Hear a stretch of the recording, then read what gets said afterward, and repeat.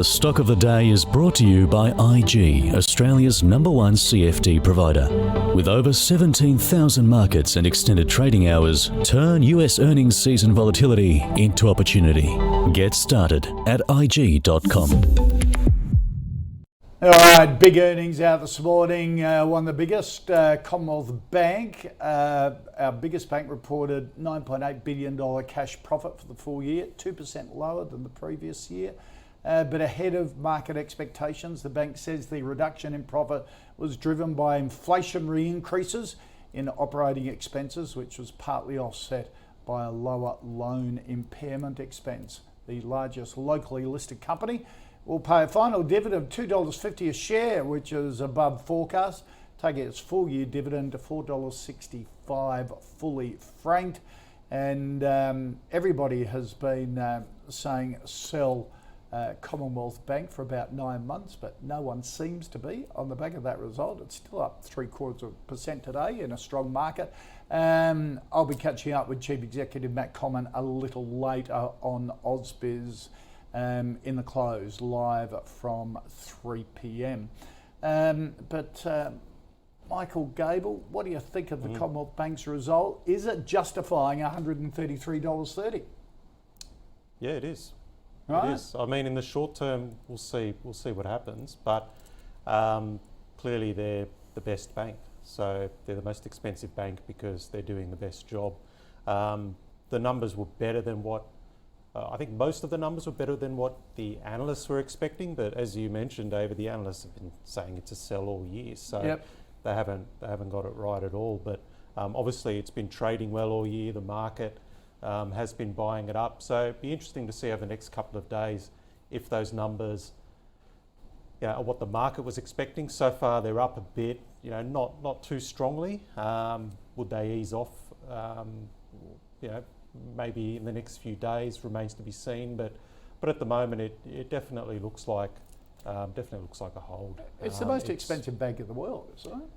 Yeah, but I mean, as long as they continue delivering, then I mean, you could pick the eyeballs out of the numbers and say, well, it's not justified. But look at the scoreboard. The proof is in the way it's traded and the returns that all the shareholders are getting. So, barring any, and I think from here it will only get better for the bank. Clearly, as we saw with the loan provisions, in terms of the numbers.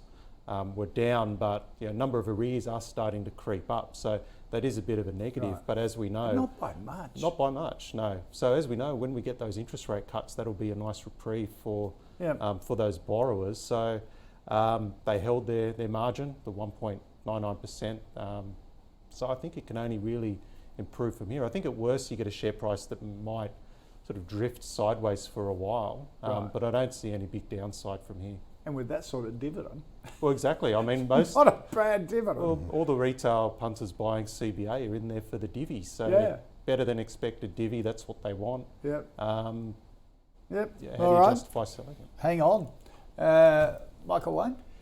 Doesn't really matter what I think. The market seems to, like everything that CBA does at the moment. I've been sort of wrong on this for a while now. But everybody has. Yeah. Virtually every analyst in the market has been saying sell Commonwealth Bank, but somebody has been buying.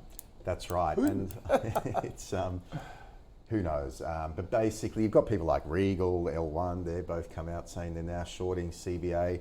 And although today's result gets painted in a positive light, and it was good, they're winning market share off the other banks and those kind of things, but revenue fell, pre-provision operating profit fell.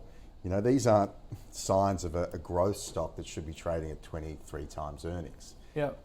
Obviously, the conditions may improve next year. I mean, impairments were relatively good considering the environment. The capital position of the bank is very strong.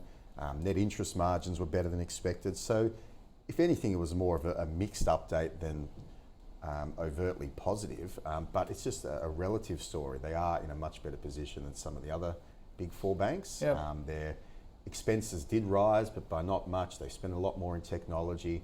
So they're in a position where they can win a lot of market share. All the new migrants coming to the country, well, not all, but a big proportion of them seem to be going to Commonwealth Bank. So for whatever reason, they're able to get their tentacles in early, whether it's young people or migrants, and then they're rusted on for life in many ways. So great franchise, great business, a dominant player in a duopoly without any competition really emerging into this country from overseas. So I struggle to see how it keeps pushing. I mean, how can you have a company that's not really growing earnings or revenue trading at 25, 30 times revenue multiple? You can't. So there's a good chance, I think, that over time things oscillate and go sideways.